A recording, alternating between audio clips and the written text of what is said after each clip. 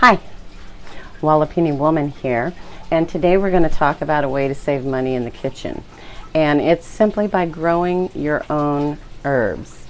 And I have quite an abundance of different herbs outside that I've planted and that have continued to propagate themselves, and so I don't really have to pay much attention to them.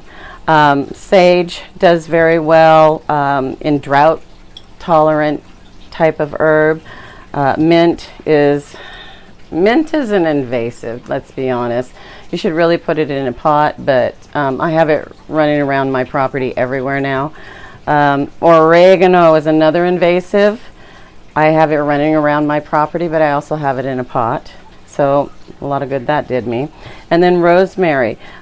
People in particularly cold climates cannot grow rosemary. It's kind of a more tender plant.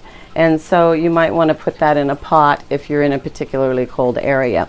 But you know, just a little thing of herbs like this is going to run you $250 to $450 depending on the time of year and how much herb they're giving you. My point is grow your own. I bought this container at the dollar store for a dollar. And then you have lemon thyme, regular thyme, lemon balm, and French tarragon. And these are things that I think I paid about $2. They were in little 2-inch pots. Paid about $2 each, and got a bag of some dirt, and voila! I've got a beautiful kitchen garden here. And then what I did with this one was I just planted basil seeds, and this is what happened. Okay, this is a mammoth leaf basil, and it is very tasty in caprese salad, which is my favorite salad. So I noticed that the lemon thyme was getting a little gangly over here, so I was going to go ahead and give it a quick haircut and show you how it works, because you really can't hurt these guys.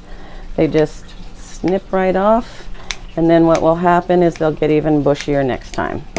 Now, all of this lemon thyme, I'm going to go ahead and just put it in here. But thyme has lots of medicinal properties, and so when I have this much of one thing, I'm going to go ahead and probably start a tincture with it just to extract those medicinal properties. And you can too. Google THYME and its medicinal properties, and you can take a look at what they know. Herbs are really the medicine that is natural. And there are so many things that work so much better than the pharmaceutical equivalent. Lemon balm, for instance, I grow this because I have a friend that has terrible anxiety, and I want her to be able to have anxiety tincture and also be able to make herself some anxiety tea if she wants to. And by doing this, I'm able to keep her off, the pharmaceutical drugs that would handle anxiety. So I think it's worth it. So what you want to do is you want to go ahead and wash your herb. Not very prepared today, whatever. Now the woody herbs like thyme, sage, rosemary, you can just wash it and then let it dry, and then roll this up, put it in a bag, and put it in your fridge.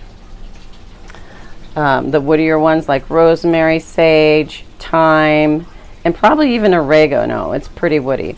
The mint and things like basil, if you cut a top off of the basil, you're going to just want to stick that in water and put it on your counter away from the sun. What other herbs? I guess that's it for now. In any case, grow your own. It is so much more cost effective, and for about the same as the purchase of the herbs in here, I have an entire herb basket and a kitchen basket that I can cut from when I'm cooking. So Thanks for joining me on Wallapini Woman today.